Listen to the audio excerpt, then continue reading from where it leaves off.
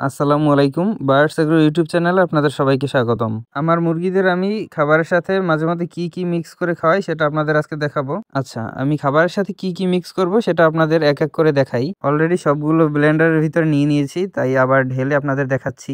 আচ্ছা, দেখতে পাচ্ছেন এখানে মুরগির ডিম এবং কোয়েল পাখির ডিমের খোসা দেওয়া আছে। তারপর পেঁয়াজের খোসা নিয়েছি আমরা। তারপর আদা কুচি নিয়েছি, আদা কুচি করে নিয়েছি। তারপর আমলকি কুচি করে নিয়েছি। তারপর কাঁচামরিচ নিয়েছি কিছু, তারপর কাঁচা হলুদ নিয়েছি আমরা কিছু, এবং কাঁচা সবজি হিসেবে আমরা কাঁচা কলা কুচি করে নিয়েছি এবং তার সাথে কিছুটা ধনেপাতা নিয়েছি। এবার আমরা সবজিগুলো বাদে বাকিগুলো ব্লেন্ড করে নিব।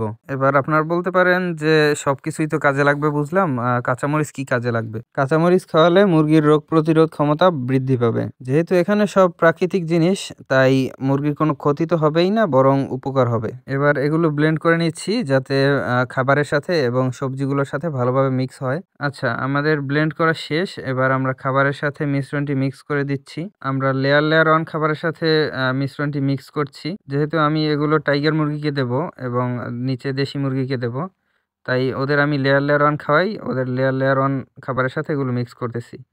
এবার আমি সবজিগুলো দিয়ে নিলাম, কাঁচা কলাগুলো। এবার আমাদের পুরোটা উল্টে পাল্টে মিক্স করে নিতে হবে।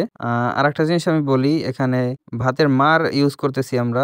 এখানে আমি পানির বদলে মৃদু গরম ভাতের মাড়টা দিয়েছি। এতে কিছুটা পুষ্টি গুণাগুণও আছে। তাছাড়া আমার এই মিশ্রণটা পুরো মিক্স করতে সাহায্য করবে এবং খাবারটা অনেকটা গরম পাবে ওরা। এটা আমি দুপুরের দিকে দেই, মাঝে মধ্যে দেই, সবসময় দেই না। এখানে যে উপাদানগুলো দেওয়া হয়েছে প্রায় প্রত্যেকটি বিভিন্ন পুষ্টিগুণে সমৃদ্ধ। আদা দেওয়া হয়েছে যাতে ঠান্ডা না লাগে, শরীর গরম থাকে এই কারণে। তারপর আমলকিতে ভিটামিন সি আছে। তারপর পেঁয়াজের ছোলায় সালফার আছে। ডিমের খোসায় ক্যালসিয়াম আছে। এরকমভাবে প্রত্যেকটারই আলাদা আলাদা গুণ আছে, এই আর কি। এই জন্য মাঝে মধ্যে এই খাবারগুলো দেই। তারপর রসুনও দেওয়া হয় মাঝে মধ্যে। তারপর শাকটাক কেটে দেওয়া হয় দুপুরের দিকে। এখন খাবার পাত্রে খাবারগুলো দিয়ে দেওয়া হচ্ছে। এখান থেকে এখন ওরা সবাই খাবে। হাইয়েস্ট আধা ঘন্টার ভিতরে ওরা এই খাবারটুকু সব খেয়ে ফেলবে।